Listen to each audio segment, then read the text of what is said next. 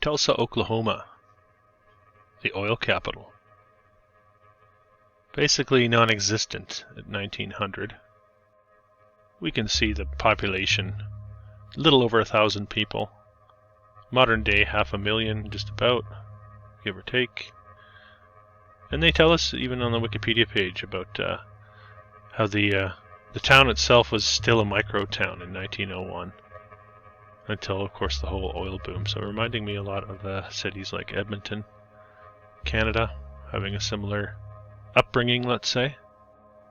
And in this video, I hope to prove to you how fake that narrative really is. About as fake as this construction photograph of this building. This is not looking anything like a photograph to me. This looks like some lines drawn together. And for a construction photo, we should have the street down here a lot more protected from falling debris than we see here. So I think it's safe to assume that we're looking at a fake construction photo here. Which begs the question, why fake anything at all? Unless you're hiding something.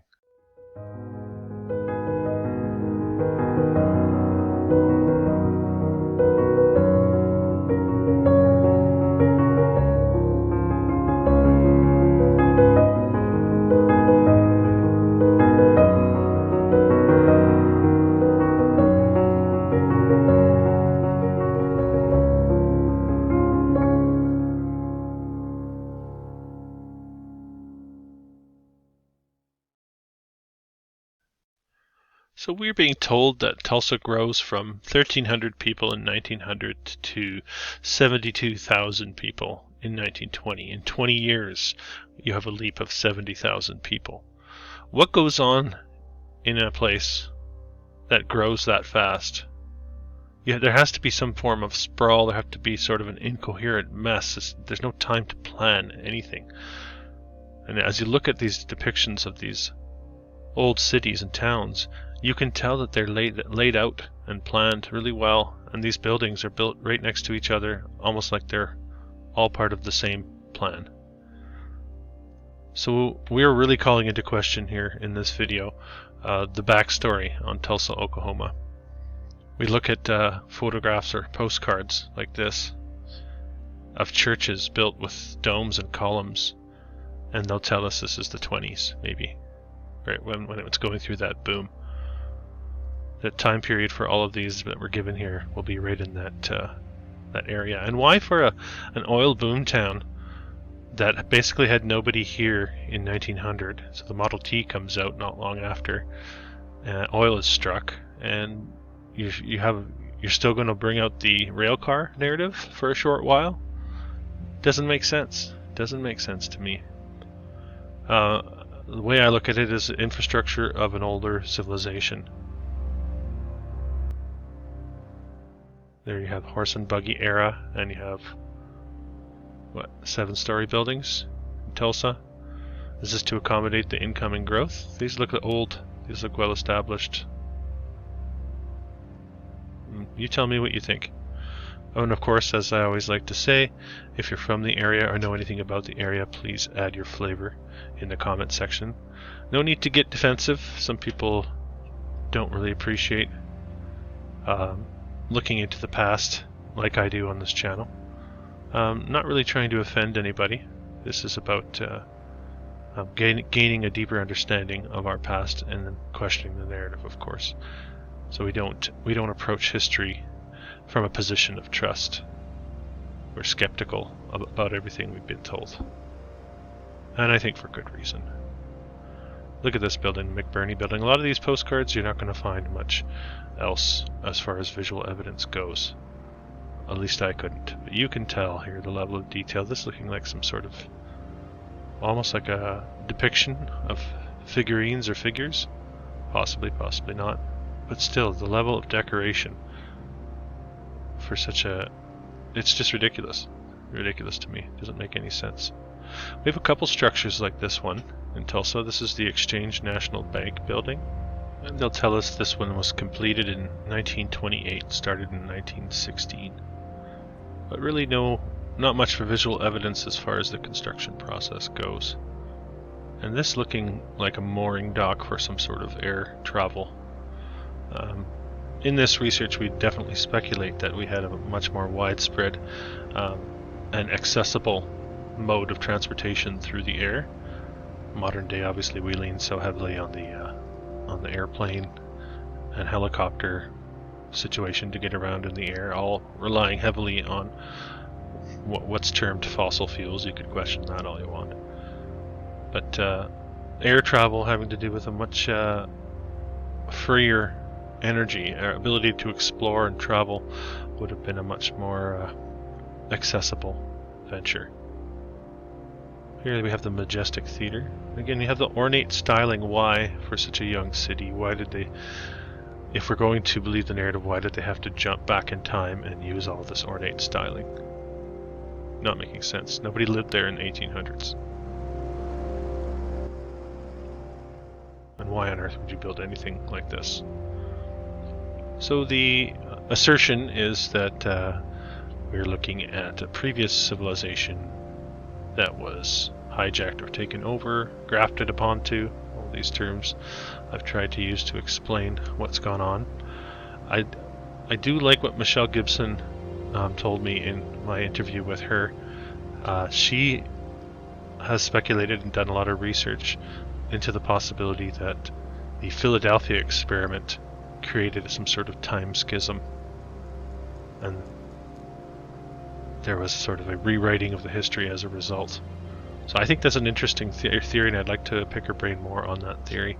But there's almost a feeling as we look through this visual evidence right into buildings that were constructed in the 20s, like this one, in the 30s, and a lot of the Art Deco buildings, like it doesn't feel like a familiar people built these. And it makes you question, it makes me question what really was World War II, what we term World War II. Was there a World War I and a World War II? Were they all part of the same conflict?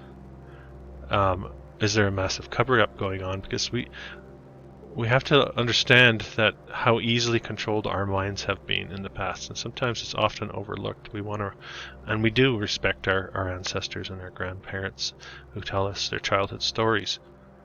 This is the Beacon building, by the way, having a beacon on the top of the building.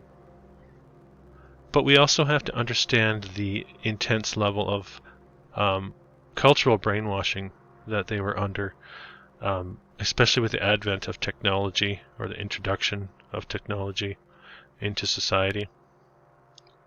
Here we have the University of Tulsa, a couple old world buildings for you. Really not making sense why you would build this way.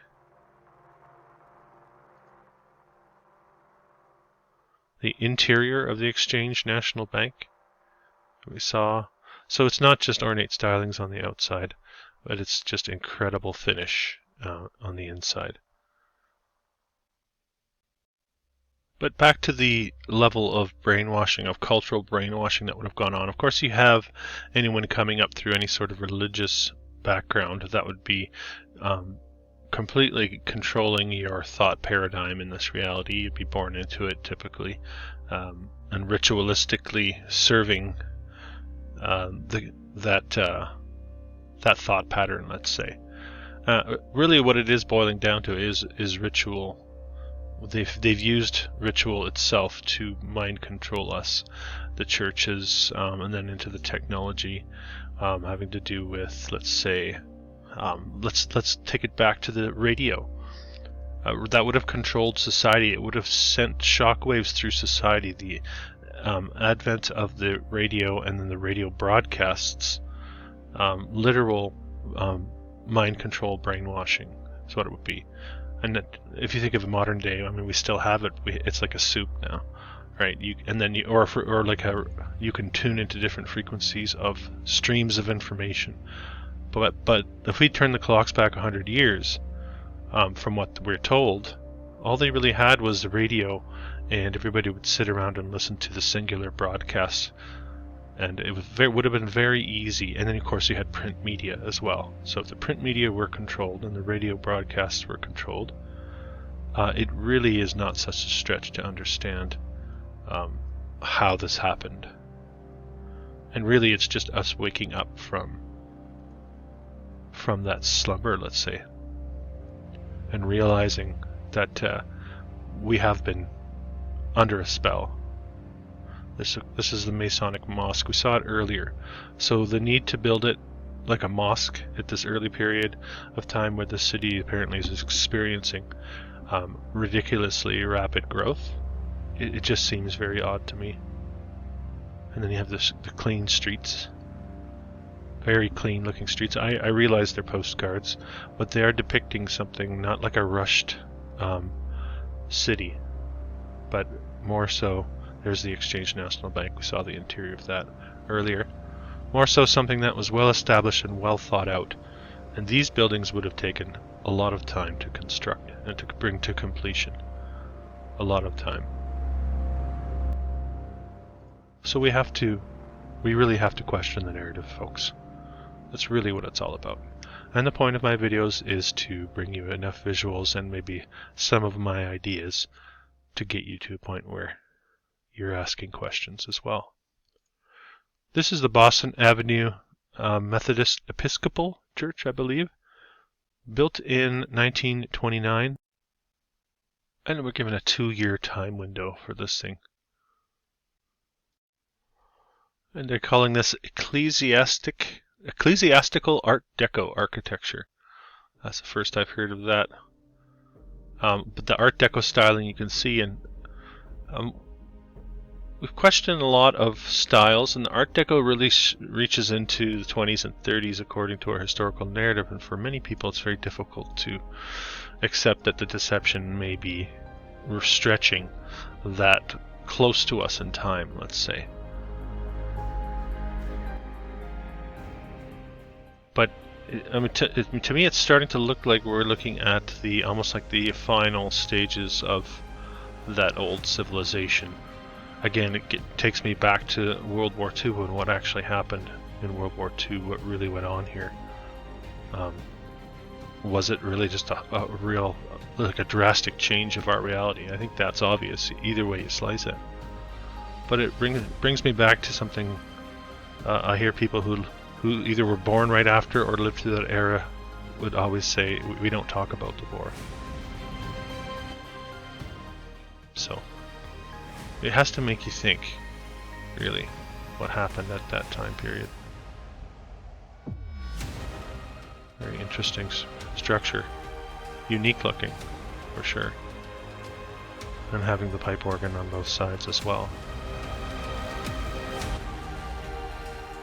So classic Art Deco styling. No construction photos that I could find, which is also suspicious for that time period. And I think it's important to remember how really our cultural concept of history is tainted by what Hollywood has presented to us as they don't really always tell us as historical fact, but I don't think it matters. They'll tell us it's based on a true story, or they'll tell us it's complete fiction, but they'll still paint a picture for us, and then that enters our memory banks. So I think they've been creating a false history for us. This is the Hunt building. And of course, if you gain control of the books, the history books especially, it's not such a stretch to see how the control mechanism was put in place. This is Morningside Hospital. Would you take a look at that? It almost looked like something melting. Amazing structure. Again, if I couldn't find a photograph, you're getting the postcard, usually. I keep showing you this one. It's just the shape of it really jumps out at me as something attached to the whole air travel narrative, like I mentioned.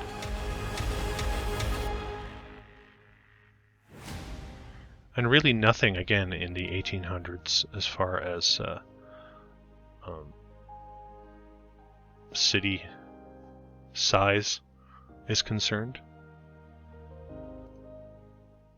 But these all still looking so much like the buildings we've seen in the other cities across North America. This would be the Catholic Church. This is a cathedral.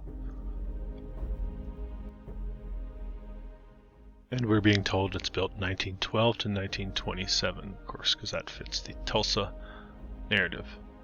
In another city, they'll tell us this was built in the 1880s. And just a little peek at the interior before we move on from the Holy Family Cathedral. And we saw this one earlier in modern day. They're calling it the first Christian church.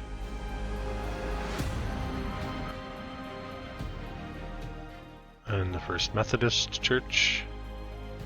Very, very devout, holy people in this oil-booming city. And the Hotel Tulsa.